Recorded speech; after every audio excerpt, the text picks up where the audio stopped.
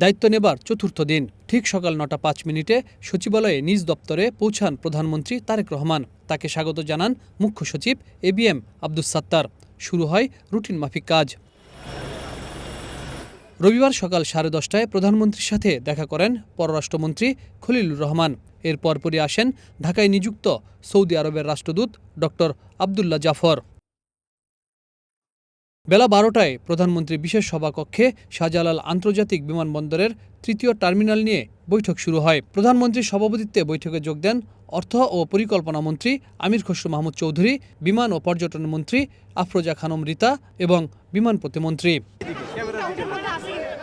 সভা শেষে বিমানমন্ত্রী বলেন, শিগগিরই চালু হবে শাহজালাল আন্তর্জাতিক বিমানবন্দরের তৃতীয় টার্মিনাল। আজকে আলাপ আলোচনা হলো, ইনভেস্টিগেশন হবে, কিভাবে এটাকে আমরা তাড়াতাড়ি করতে পারি সেটা নিয়ে কাজ চলছে। এখন নির্দিষ্ট কোনো টাইম দেওয়া যাবে না, আমরা চেষ্টা করব তাড়াতাড়ি যাতে হয়, এই চেষ্টাটাই থাকবে। আসলে কেন চালু হতেছে এটা তো ইন্টারিম গভর্নমেন্টের সময় ছিল, ওই সময় প্রশ্নটা তখন করতে পারতেন, কিন্তু এখন হলো যে আমাদের মাননীয় প্রধানমন্ত্রী চেষ্টা করছে এটাকে যাতে সামনে চালু করা যায়। দুপুর 12:30টায় বিভিন্ন দপ্তরের মন্ত্রী প্রতিমন্ত্রীর সাথে সৌজন্য সাক্ষাৎ করেন প্রধানমন্ত্রী।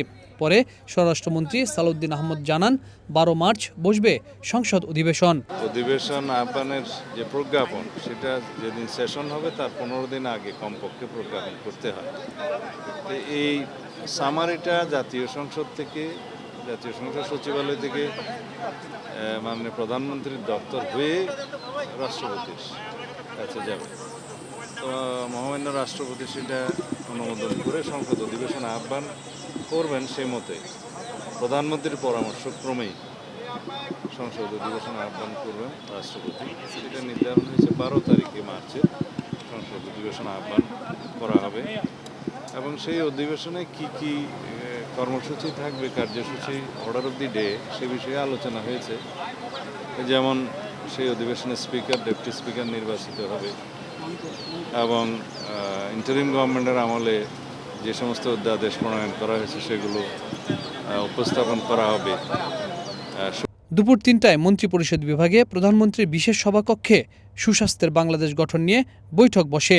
এতে যোগ দেন স্বাস্থ্য ও পরিবার কল্যাণ মন্ত্রণালয়ের মন্ত্রী সরদার মোহাম্মদ সাখাওয়াত হোসেন, প্রধানমন্ত্রীর উপদেষ্টা মাহাদি আমিন, মন্ত্রিপরিষদ সচিব ডক্টর নাসিমুল গনি ও প্রধানমন্ত্রীর মুখ্য সচিব ABM Abdus Sattar. Habib Rahman, one news, Dhaka.